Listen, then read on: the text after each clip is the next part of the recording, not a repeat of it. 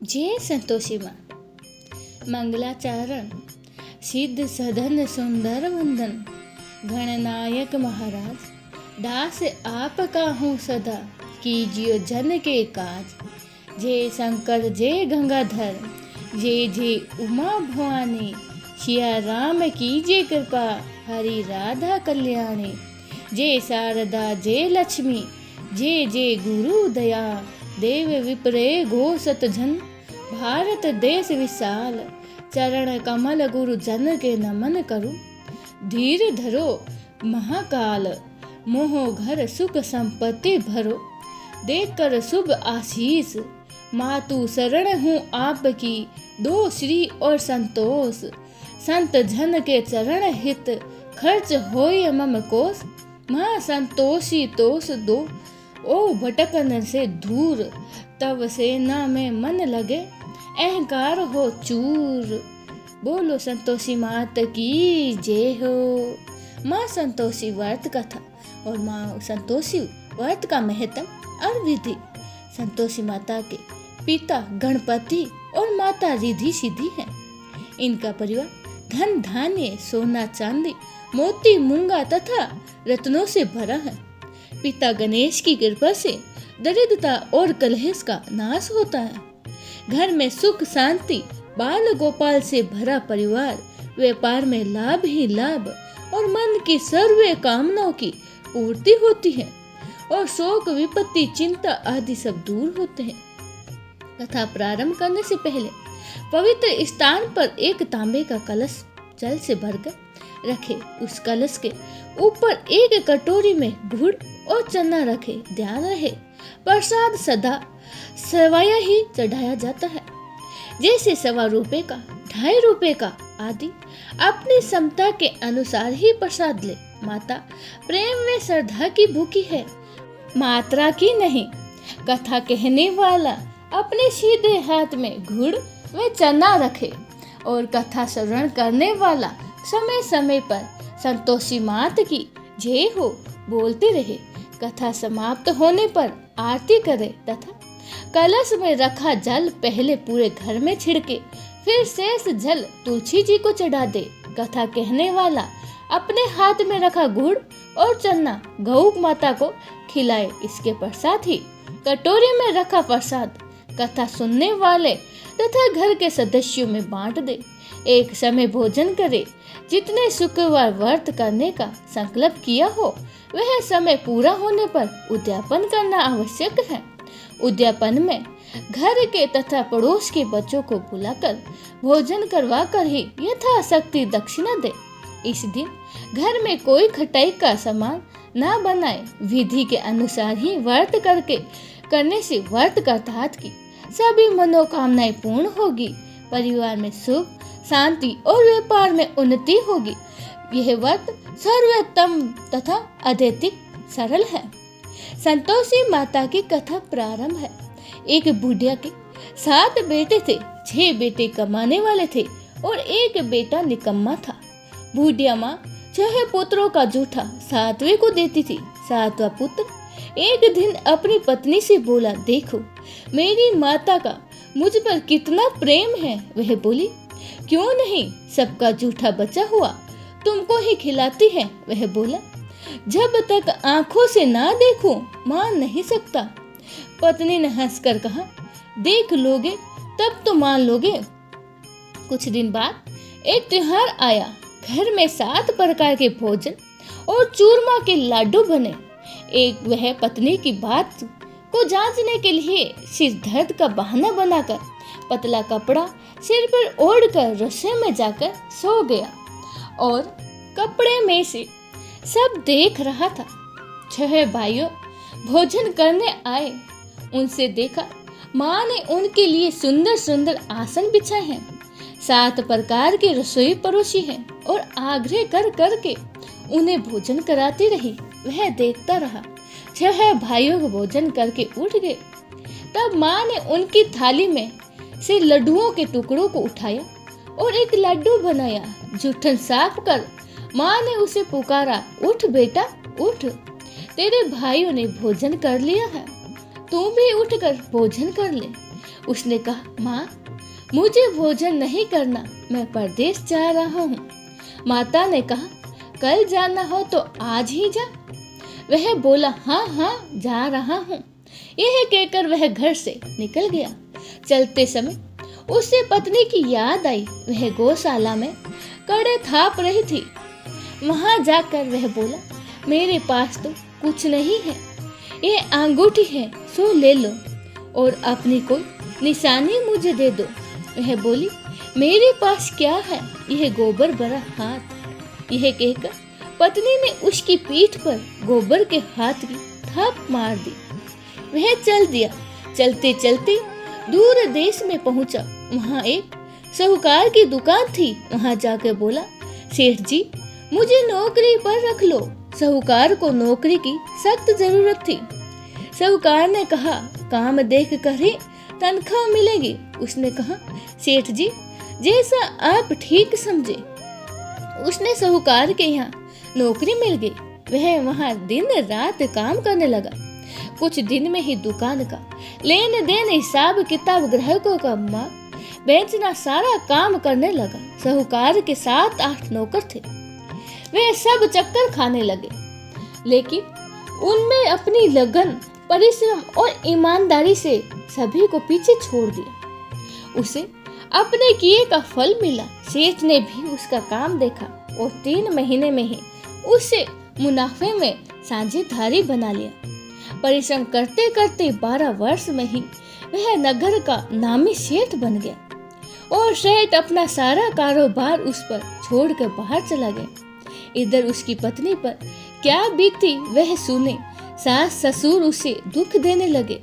गृहस्थी का काम करवा कर उसे लकड़ी लेने जंगल में भेजते थे और इस बीच ही घर की रोटियों के आटों से जो भूसी निकलती थी उसकी रोटी बनाकर रख दी जाती थी और फूटे नारियल की नेरी में पानी डालकर दिया करते थे। इस तरह दिन बीत रहे थे। एक दिन वह जब जंगल में लकड़ी लेने जा रही थी, तभी उसे रास्ते में बहुत सी स्त्रियां संतोषी माता का व्रत करती दिखाई दी। वह वहां खड़ी होकर पूछने लगी, बहनों यह तुम किस देवता की व्रत करती हो और इसके करने से क्या फल मिलता है? इस व्रत के करने की क्या विधि है? यदि तुम अपने इस व्रत का विधान मुझे समझाकर कहोगी तो मैं तुम्हारा बड़ा ही एहसान मानूंगी। उनमें से एक स्त्री बोली, सुनो, ये संतोषी माता का व्रत है। इसके करने से निर्धनता, दरिद्रता का नाश होता है और लक्ष्मी आती है। मन की चिंताएं दूर होती हैं। घर में सुख होने से मन को प्रसन्नता और शांति मिलती है। निपुत्री को पुत्र मिलता है और प्रीतम बाहर गया हो तो वह शीघ्र ही लौट आता है। कुंवारी कन्याओं को मनपसंद वर मिलता है। चलता मुकदमा खत्म हो जाता है। कलेश, घर के कलेश और की निवृत्ति होती है। सुख शांति होती है। घर में धन जमा होता है। धन जायदाद का लाभ होता है तथा और भी मन में जो भी कुछ कामना हो सब संतोषी माता की कृपा से पूर्ण हो जाता है। इसमें कोई संदेह नहीं। वह पूछने लगी, यह व्रत कैसे किया जाता है, यह भी बता दो, बड़ी कृपा होगी। वह स्त्री कहने लगी, बिना परेशानी, श्रद्धा और प्रेम से जितना भी बन सके प्रसाद लेना। 5.25 पैसे से 5.25 आने तथा इससे भी ज्यादा शक्ति और भक्ति के अनुसार गुड़ और चने ले। हर शुक्रवार को निहारा रहकर कथा कहना सुनना चाहिए। इसके बीच ही कर्म नहीं टूटे। लगातार नियम पालन करना चाहिए। सुनने वाला कोई ना मिले तो घी का दीपक जलाकर उसके आगे जल के पात्र को रखकर कथा कहना चाहिए, परंतु नियम ना टूटे जब तक कार्य सिद्ध ना हो। नियम पालन करना और कार्य सिद्ध हो जाने पर व्रत का उद्यापन करना चाहिए। 3 मास में ही माता पूरा फल प्रदान करती है। यदि किसी के खोटे ग्रह हो तो भी माता 1 वर्ष में अवश्य उन्हें अनुकूल करती है। कार्य सिद्ध होने पर ही उद्यापन करना चाहिए, बीच में नहीं। उद्यापन में 2.5 सेर आटे का खाजा तथा इसी अनुसार खीर तथा चने का साग बनाकर 8 बच्चों को भोजन कराना चाहिए। जहाँ तक मिले देवर जेठ भाई बंधु कुटुंब के लड़के को ही लेना चाहिए, ना मिले तो रिश्तेदारों और पड़ोसियों के लड़कों को बुलाना चाहिए। उन्हें भोजन कराकर यथाशक्ति दक्षिणा दे। माता का नियम पूरा करना, ध्यान रखना उस दिन घर में कोई खटाई ना बने। यह सुनकर वह वहां से चली गई और रास्ते में लकड़ी के बोझ को बेच दिया और उन पैसों से गुड़ चना ले माता के व्रत की तैयारी कर ली। आगे चली गई। रास्ते में संतोषी माता के मंदिर में जाकर माता के चरण में लेट गई और विनती करने लगी, हे माँ, मैं दीन हूँ, निपट मूर्ख हूँ, व्रत के नियम कुछ नहीं जानती, मैं बहुत ही दुखी हूँ। हे माता, मेरा दुख दूर कर, मैं तेरी शरण में हूँ। माता को दया आई। एक शुक्रवार बीता कि दूसरे शुक्रवार को ही उसके पति का पत्र आया और तीसरे शुक्रवार को उसका भेजा हुआ पैसा आया। यह देखकर जेठानी मुंह छिकोड़ने लगे। इतने दिनों बाद इतना पैसा आया है, इसमें क्या बढ़ाई है। लड़के ताने देने लगे कि काकी के पास तो अब पत्र आने लगे हैं, रुपए आने लगा है, अब तो काकी की खातिरी बढ़ेगी, अब तो काकी बुलाने से भी नहीं बोलेगी। बेचारी सरलता से कहती, भैया पत्र आए, रुपए आए तो हम सब के लिए अच्छा है। ऐसा कहकर आंखों में आंसू भरकर संतोषी माता के मंदिर में जाकर मातेश्वरी के चरणों में गिरकर रोने लगी। माँ, मैंने तुझसे पैसे नहीं मांगा, मुझे पैसे से क्या काम, मुझे तो अपने सुहाग से काम है, मैं तो अपने स्वामी के दर्शन और सेवा मांगती हूँ। तब माता ने प्रसन्न होकर कहा, जा बेटी, तेरा स्वामी जल्दी ही आएगा। ये सुन खुशी से वह बावली होकर वह अपने घर आकर काम करने लगी। संतोषी माँ विचार करने लगी, इस भोली पुत्री से मैंने कह तो दिया कि तेरा पति शीघ्र आएगा, पर आएगा कहाँ से, वह तो इसे सपने में भी याद नहीं करता।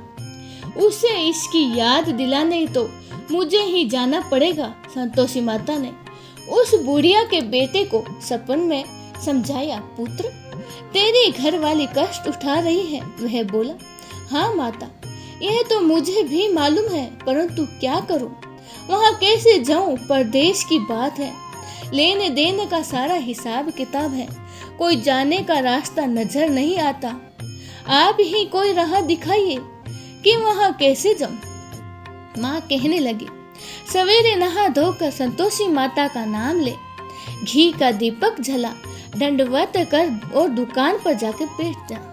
देखते देखते ही तेरा लेन देन चुक जाएगा, जमा माल बिक जाएगा, सांझ होते होते धन का ढेर लग जाएगा। वह अगले दिन सुबह बहुत जल्दी उठा और उसने अपने मित्र बंधुओं को, परिचितों को सपन में माता द्वारा कही बात को सुनाई। वह सब उसकी बात सुनकर उसकी खिल्ली उड़ाने लगे। वह कहने लगा कि कभी कभी सपने की बात भी सच होती है। एक बूढ़ा व्यक्ति बहुत समझदार था। वह बोला, देख भाई, मेरी बात मानो तो इस तरह सच या झूठ कहने के बदले देवता ने जैसे कहा है वैसा ही करना चाहिए, तेरा क्या जाता है।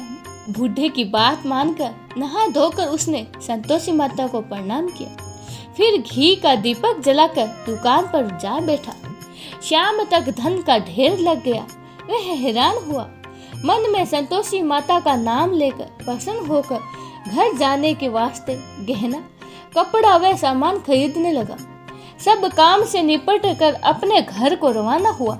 उधर उसकी पत्नी जंगल में ही लकड़ी लेने गई।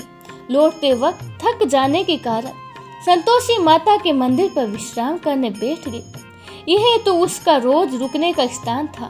धूल उड़ती देख उसने माता से पूछा, हे माता, यह धूल कैसी उड़ रही है। माँ ने कहा, हे पुत्री, तेरा पति आ रहा है, अब तू ऐसा कर, लकड़ियों के 3 बोझ बना, एक नदी के किनारे रख, दूसरे मेरे मंदिर पर और तीसरा अपने सिर पर रख। तेरे पति को लकड़ी का गट्ठा देखकर मोह पैदा होगा, वह वहां रुकेगा, नाश्ता पानी बना खाकर माँ से मिलने जाएगा। तू लकड़ी का बोझ उठाकर जाना और बीच चौक में गट्टा डालकर 3 आवाजें जोर से लगाना। लो सासू जी, लकड़ियों का घट्टा लो, भूसी की रोटी दो, नारियल के खोपरे में पानी दो, आज कौन मेहमान आया है। संतोषी माँ की बात सुनकर वह बहुत ही अच्छा माँ कहकर पसंद मन से लकड़ियों के 3 घट्टे बना लिए। एक नदी के तट पर रखा, दूसरा माता के मंदिर पर रखा और इतने में ही मुसाफिर वहां आ पहुंचा।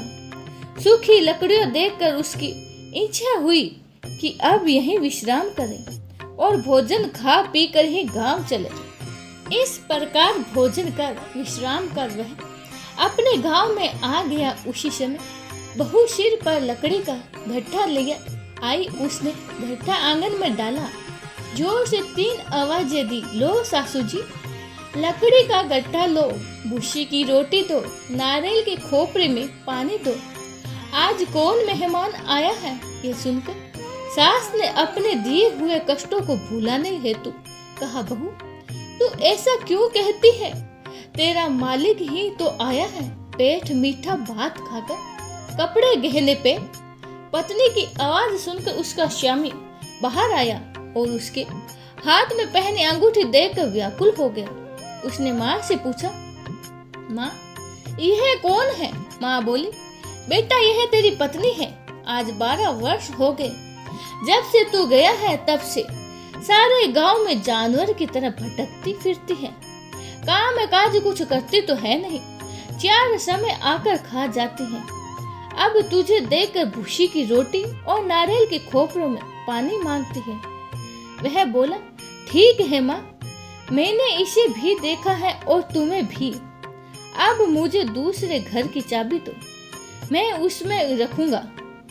ठीक है बेटा, जैसे तेरी मर्जी, कहकर माँ ने ताली का गुच्छा दे दिया, बेटे के सामने रख दिया और उसने घर को खोलकर सारा सामान जमा किया। एक दिन मैं वह राजा से महल के जैसा ठाठ बाट बन गया। अब क्या था कि वह सुख भोगने लगी। अगला शुक्रवार आया तो उसने पति से कहा, मुझे माँ संतोषी का उद्यापन करना है। पति बोला, बहुत ही अच्छा, खुशी से कर। वह उद्यापन की तैयारी करने लगी। जेठ के लड़कों को भोजन के लिए कहने गई, उन्होंने मंजूर किया, परंतु पीछे से जेठानी ने अपने बच्चों को सिखाया, देखो रे, भोजन के समय सब लोग खटाई मांगना, जिससे उसका उद्यापन पूरा न हो। लड़के भोजन करने आए, खीर पेट भर खाई, परंतु बात याद आते ही कहने लगे, हमें कुछ खटाई खाने को दो, खीर खाना हमें भाता नहीं, देखकर अरुचित होती है। लड़के उठ खड़े हुए, बोले, पैसे लाओ। भोली बहू कुछ जानती नहीं थी, उसने उन्हें पैसे दे दिए। लड़कों ने बाजार जाकर उन पैसों से इमली खरीद कर खाई। यह देखकर बहू पर माताजी ने क्रोध किया। राजा के दूत उसके पति को पकड़ कर ले गए। जेठ जेठानी मन माने खोटे वचन कहने लगे, लूट लूट कर धन इकट्ठा कर लाया है, सो राजा के दूत उसे पकड़ कर ले गए। अब सब मालूम हो जाएगा जब जेल की रोटी खाएगा। बहू से ये वचन सहन नहीं हुए, वह संतोषी माता के मंदिर गई और कहने लगी, माता तुमने यह क्या किया, हंसा कर क्यों रुलाने लगी हो। माता बोली, पुत्री तुमने मेरा व्रत भंग किया है, इतनी जल्दी सब बातें भूल गई। वह बोली, माता भूली नहीं हूँ, न ही कुछ अपराध किया है, मुझे तो लड़कों ने भूल में ढाल दिया था, मुझे क्षमा करो माँ। माँ बोली, ऐसी भूल भी कहीं होती है। वह बोली, माँ अब भूल नहीं होगी, अब बताओ मेरे पति कैसे आएंगे। माँ बोली, पुत्री जा, तेरे पति तुझे रास्ते में ही आते मिलेंगे। वह मंदिर से निकली, बाहर आई तो रास्ते में उसके अपना पति आता मिला तो उसने पूछा, कहाँ गए थे। वह बोले, इतना धन कमाया है तो उसका कर राजा ने मांगा था, वह भरने गया था। वह प्रसन्न होकर बोले, भला हुआ, अब घर चलो। फिर अगला शुक्रवार आया, वह बोली, मुझे माता का उद्यापन करना है। पति ने कहा, ठीक है करो। फिर वह जेठ के लड़कों से भोजन करने को कहा।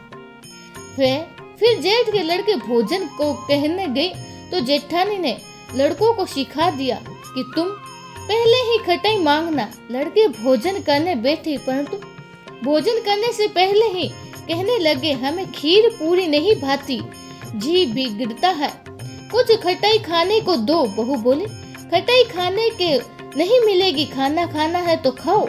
उनको उठकर चले जाने का, पर उसने ब्राह्मणों के लड़कों को बुलाकर भोजन कराया, दक्षिणा दी और जगह उन्हें एक एक फल दिया। इससे संतोषी माता प्रसन्न हुई। माता की कृपा से 9 माह बाद उसको चंद्रमा के समान एक पुत्र की प्राप्ति हुई। पुत्र को लेकर वह प्रतिदिन संतोषी माता के मंदिर में जाने लगी। माँ ने सोचा कि यह रोज आती है, आज क्यों ना मैं इसके घर चली जाऊं, इसका आश्रय देखूं तो सही। यह विचार कर माता ने भयानक रूप बनाकर घुड़ और चने से सना मुख, ऊपर से सूंड के समा होठ, उस पर मक्खियां भिन भिनाती रही थी। दहलीज पर पैर रखते ही उसकी सास चिल्लाई, देखो रे, कोई चुड़ैल डाकिनी चली आ रही है, लड़को इसको भगाओ, नहीं तो सबको खा जाएगी। बहू रोशनदान से देख रही थी, वह प्रसन्न हो उठी। आज मेरी माता मेरे घर आई है। एक एक दूध पीते हुए बच्चे को गोद से उतारकर इस प्रकार उसकी सास क्रोध में आई और भरकर बोली, अरे रण, इसे देखकर कैसी उतावली हुई है, जो अपने बच्चे को पटक दिया। इतने में ही माँ के प्रताप से जहाँ देखा वहाँ लड़के ही लड़के नजर आने लगे। बहू बोली, माँ जी, मैं जिनका व्रत करती हूँ ये वही संतोषी माता है। इतना कहकर उसने झट से घर के सारे किवाड़ खोल दिए। सबने माता के चरण पकड़ लिए और विनती करने लगी, हे माता, हम मूर्ख हैं, हम अज्ञानी हैं, तुम्हारे व्रत की विधि हम नहीं जानते, तुम्हारा व्रत भंग हमने बड़ा ही अपराध किया है। हे माता, आप हमारे अपराध को क्षमा करो। इस प्रकार बार बार कहने पर संतोषी माता प्रसन्न हुई। इसके बाद उसकी सास कहने लगी, हे संतोषी माता, आपने बहू को जैसा फल दिया है वैसा सबको देना। जो कथा कहता है, सुनता है और जो पढ़ता है उसको मनोरथ पूर्ण करना। बोलिए संतोषी माता की जय हो।